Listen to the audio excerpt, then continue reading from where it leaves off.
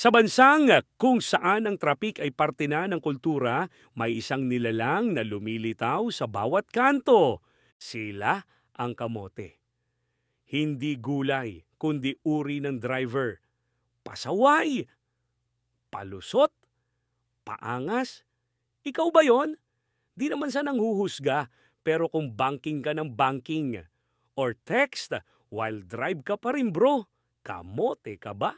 Pero bago yon, huwag kalimutang mag-like, mag-subscribe at comment mo na ang iyong opinyon sa mga kamote drivers. Eto na ang top 10 signs na kamote ka sa kalsada. Tara, mag-self-check tayo. Baka sakaling matauhan ka. Top 10. Nagte-text habang nagda-drive.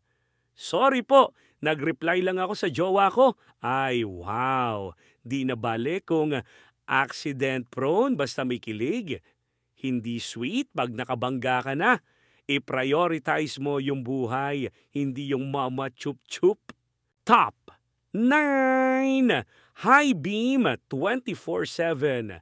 Kahit may street light at maliwanag ang future. Grabe ka kuya. Gusto mong masilaw lahat? Gusto mo ba kaming i-toast? Kahit may street lights, di mo kailangan magpakitang gilas sa headlight mo. Top 8.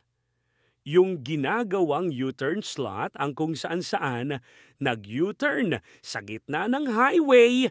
Parang bida sa teleserye, walang iniintinding batas.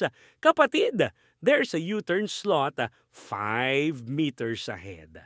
Pero hindi, gusto mong i-challenge ang MMDA. Top 7, yung may dashcam pero siya ang pasaway. May dashcam siya pero siya rin ang nagka-counterflow, nagka-cut at nagagalit pa. Kuya, baka gusto mong i-upload sarili mong video for self-reflection.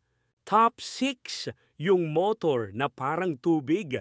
Nakakasingit kahit saan. May physics na bang nagsabi na ang motor ay liquid? Lulusot talaga kahit sa gitna ng dalawang truck. Uy, lulusot siya. Uy, dun din. Uy, sa bangketa. Uy, sa ilalim ng jeep. Grabe ka pre, motor pa ba yan o tubig? Quick break tayo, mga kabida. Ayon sa alamat, hindi lahat ng kamote ay masarap.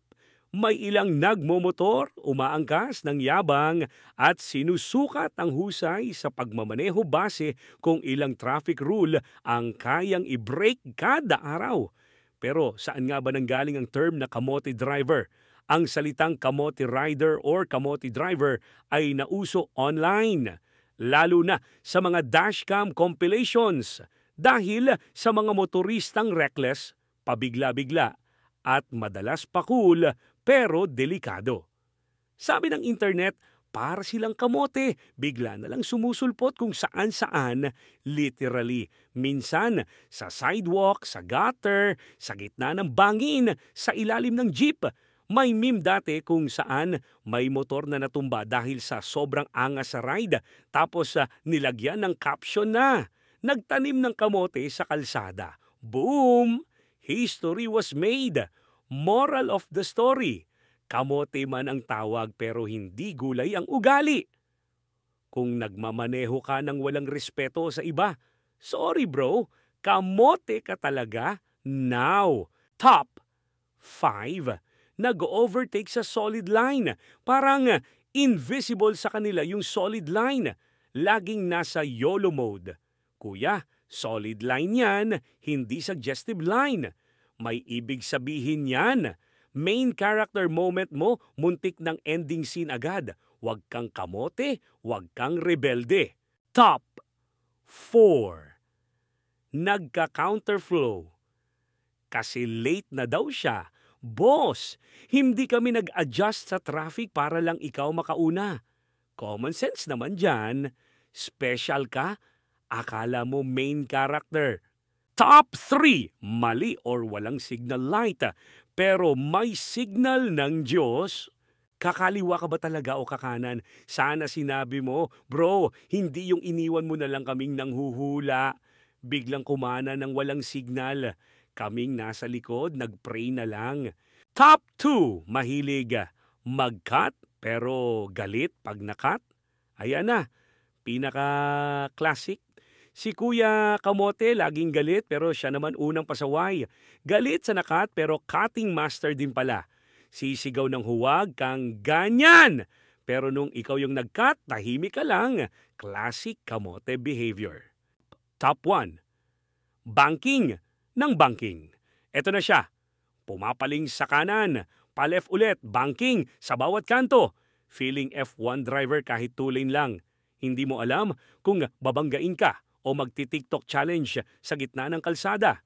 Yung tipong parang Fast and the Furious. Chill ka lang kuya, dito Monaco Grand Prix. Kung may natamaan, edi good. Baka this is your sign to stop being a kamote and start being a decent human sa daan. Kasi tandaan, di porket may manibela ka, driver ka na agad. Minsan kamote ka lang talaga, tandaan mo. Ang kalsada hindi laruan. Hindi mo kailangang maging pinakamabilis, pinakamatapang o pinakasiga sa daan.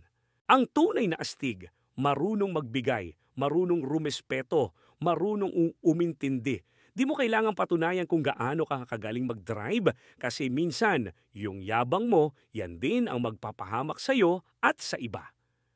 Magmaneho ng may respeto kasi hindi lang buhay mo ang nakataya, buhay din ng iba. Sa kalsada, hindi ka nag-iisa. Bawat segundo na nagmamadali ka, may panganib. Bawat pasikat mo, may kabangga. Kung ang yabang mo ang uunahin mo, baka yan din ang huli mong biyahe. Hindi mo kailangang maging kamote para lang umusad. Maging tao ka muna bago maging driver. Alam mo yung pinaka-cool na driver? Yung marunong maghintay, marunong magbigay, marunong mag-isip. Hindi yung puro busina, puro singit, puro ako muna. Kasi sa huli, hindi mahalaga kung ikaw ang unang nakaabot. Mas mahalaga kung ikaw ang unang umuuwi ng buo at buhay. Drive responsibly. Hindi mo kailangan ipilit, hindi mo kailangang makipagkarera.